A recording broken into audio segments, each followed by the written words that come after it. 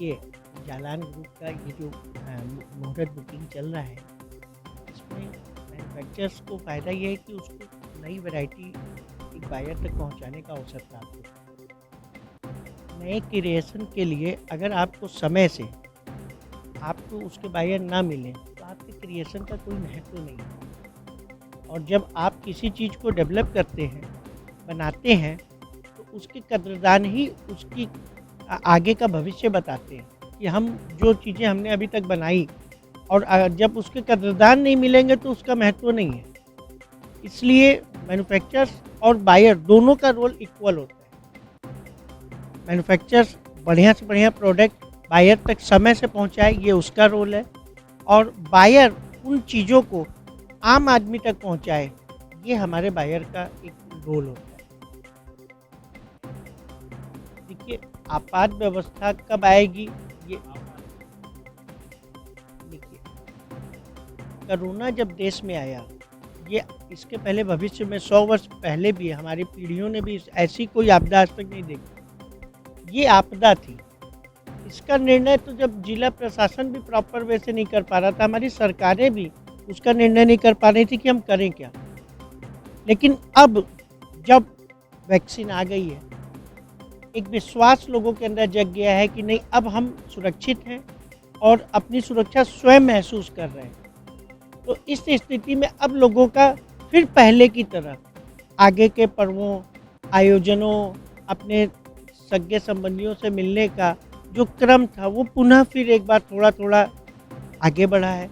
शादी विवाह मुहूर्त भी आपने अभी विगत में जो विवाह उत्सव बीते हैं, उनमें देखा होता 11 दिसंबर और 10 दिसंबर को मेरे ख्याल से हिंदुस्तान में कोई ऐसा लॉन या ऐसा होटल नहीं था, जहाँ की विवाह उत्सव नहीं हुआ।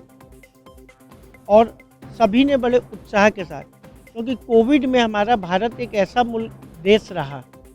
भारत देश में सबसे बड़ा ये था कि आज विश्व में अभी भी लोग कोरोना से भयभीत हैं, लेकिन हमारे भारतवासी जो हमारा आयुर्वेद जिनको मिला हुआ है, जिससे आज भी बिना कोविड वैक्सीन के भी अपने आप को बड़ा सुरक्षित महसूस करते थे, तो अभी तो बहुत ही सुरक्षित हैं और आगे उनको इसका भविष्य और उज्ज्वल ही दिख रहा है, कहीं से कमज़ोर नहीं है। और जो मेक इन इंडिया का हमारे प्रधानमंत्री नरेंद्र मोदी जी का नारा है, उसका भी जो अभी बाज़ार में आपको गतिविधियाँ देखने को मिल रही हैं, मेक इन इंडिया के तहत बहुत से डेवलपमेंट निरंतर हो रहे हैं। तो आप जब मार्केट में निकलेंगे तो आपको भी दिखता है कि नहीं, कहीं न कहीं एक जोत जली है, जो हमें पुनः एक उज्ज्वल भारत की ओर लेके जा रही है।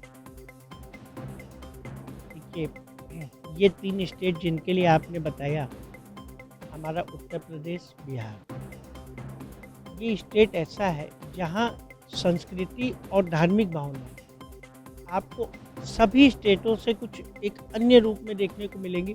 यहाँ आप कभी भी उत्तर प्रदेश में प्रवेश कीजिए या बिहार में, यहाँ हमेशा कोई ना कोई पर्व आपको निरंतर देखने को मिलेगा। आप किसी भी क्षेत्र में जाएंगे, अभी मकर संक्रांति का पर्व गया है, फिर तुरंत 26 जनवरी आ गई, तुरंत बसंत पंचमी आ जाएगी। इसके बीच में भी छोटे-छोटे अलग-अलग गाँवों के अपने-अपने छोटे-मोटे त्यौहार होते हैं। अन्य लोगों के अपने-अपने जो जातीय धर्म के अनुसार भी त्यौहार होते हैं। तो आप इस बेल्ट में आप कहीं भी देखेंगे तो आपको निरंतर पर्वों की श्रृंखला दिखेगी।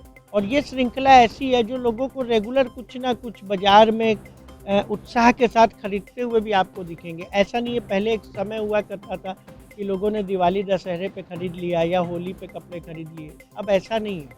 अब हर आदमी के शौक़ में परिवर्तन आया है। लोगों के जो परचेजिंग कैपेसिटी है वो पहले के मुकाबले काफ़ी बढ़ी है और अब हर फंक्शनों पे लोगों को कुछ नया चाहिए।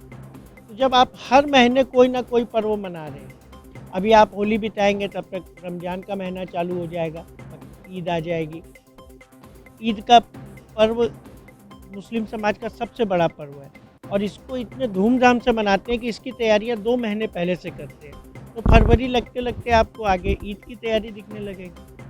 तो ये तो ऐसे स्टेट है जहाँ की आपको निरंतर ही कोई ना कोई पर्व और व्यापार, ये दोनों चीज़ एक कड़ियों में जुड़ा हुआ मिलेगा।